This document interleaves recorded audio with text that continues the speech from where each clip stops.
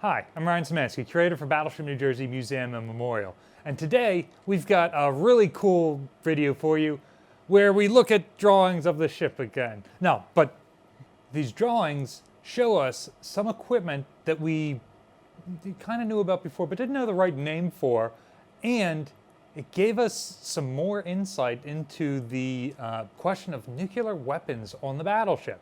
So, first off, just starting with the cover of this book. Unfortunately, it was stored rolled up, so now it's got like this permanent bend in it that's going to make it difficult to film. Any aspiring curators out there, try and store your documents flat if possible. But this one, USS New Jersey Cruise Weapons System Arrangement, June 1982. Remember, the battleship isn't commissioned until December. And then if you look down here, it's got the ship's 1960s era crest, not even her 80s era crest, because she hasn't been commissioned yet. That's the most recent one that they have. And then taped on it here with the date of June 19th, 1986, it says, stored for Richard Landgraff. Dick Landgraff, or Rusty Battleship, of course, is pretty famous from the old Battleship forums. He was a leading engineer at Long Beach Shipyard during the Battleship project in the 60s, and then, of course, in the 1980s again. And so he, you can still go online and find his typed up information all over the place about his recollections on the battleships. And he even wrote a book that you can buy that's called The History of the Long Beach Naval Shipyard, which you can buy on Amazon. We'll drop a link to it down in the description below. It's got 1 or 2 chapters in it on just his involvement with the battleship program. That had some invaluable information for us. When New Jersey was first turned into a museum, he mailed us a ton of his stuff. And of course, the curators and collection managers who might have processed that have long since aged out and retired before myself and my coworkers started working here. So I'm not sure how much of this they processed or not, but it's essentially like we're finding it all brand new as we see it now. So very cool to have his stuff. I know he also volunteered on Iowa. Remember, Iowa isn't turned into a museum ship until about a decade after New Jersey. So we got a lot of his stuff, and then he goes and volunteers on Iowa before he passes away relatively recently. So, opening it up, it's got a plastic cover and then a cardboard inner cover there. It's bound with staples, and it's got several pages of drawings here. The back cover is basically the same as the front cover, except not printed on. Got a really great depiction of the ship in her proposed 1980s configuration. And this is extremely accurate to how New Jersey is modernized. It's really cool because it is actually numbered New Jersey, and it does appear to be New Jersey's features. It's not like given New Jersey's number, but then has a bunch of features for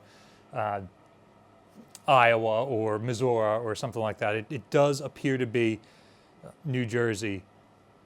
It's got this cool U.S. Navy battleship program, which shows both the guns firing and Harpoon and Tomahawk missiles launching. And it says Naval Ship Weapons Systems Engineering Station, which again, anchor with crossed missiles and cannons.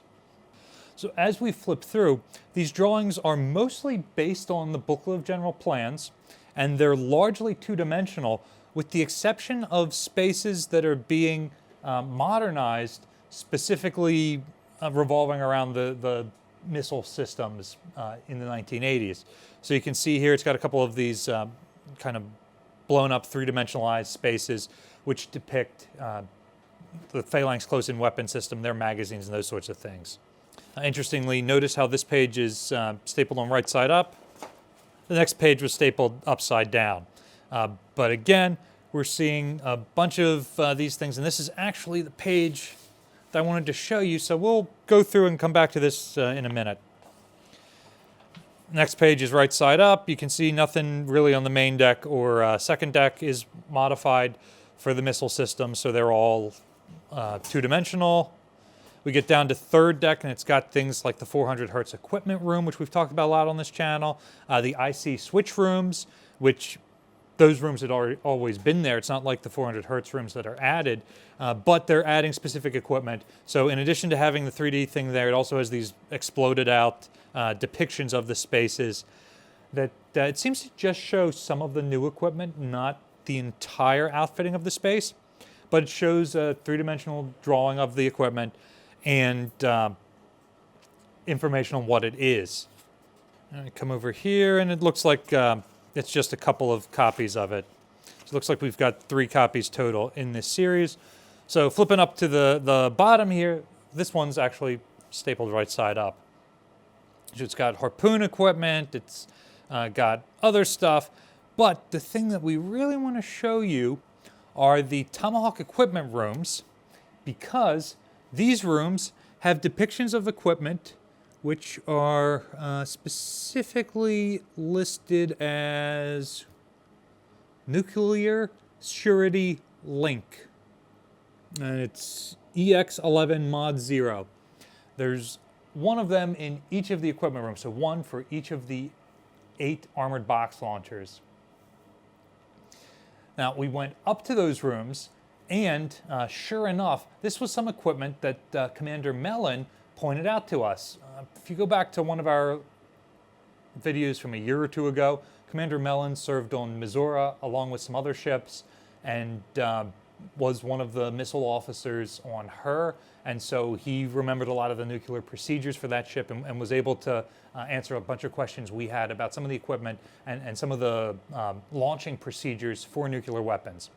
Now, again, the Navy will neither confirm nor deny that Iowa-class battleships were ever armed with nuclear weapons. However, they were nuclear capable, so they had things like launch consoles and keys for these missiles.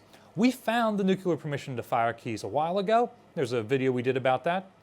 We actually sell copies of those in the museum store. We also took it up and tested it on the Tomahawk consoles. We know those keys are original to this ship. Those consoles are not original to this ship. The original consoles were taken off, but then as ships were decommissioned and there was a surplus of them, we were able to recover additional consoles from other ships to rebuild that space, essentially. So it's the right model of console, but it's not original to this ship.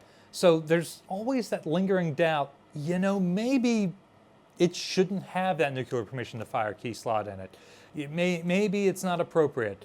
But now, thanks to Commander Mellon's help, and thanks to these plans which actually show it and tell us what this equipment is called, we were able to go back up and look at that equipment again, and on many of them, the tags have been removed. But we found one that still had the original tag on it, and this is an original, it's like a half-inch armored box, essentially, around the removable plug that had to be in place for the launch permission to be sent to the actual missile. So people always ask, you know, you've only got one key in the control center. You look at any movie and there's 2 keys on opposite sides of the room you have to turn.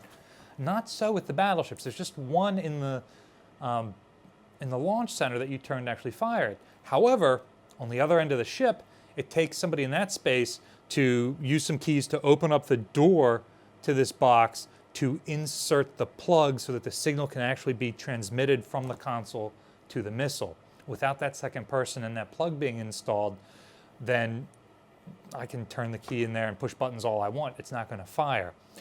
But we now have printed evidence of what that's called, and since we went up and looked at them for a second time, we actually found one that has it on there originally. So just a little bit more proof to my mind that Iowa-class battleships were absolutely 100% nuclear capable, and I'm fairly certain, although there's not 100% evidence yet, but I'm fairly certain that the Iowa-class battleships, at least during part of the 1980s, were armed with nuclear Tomahawk cruise missiles.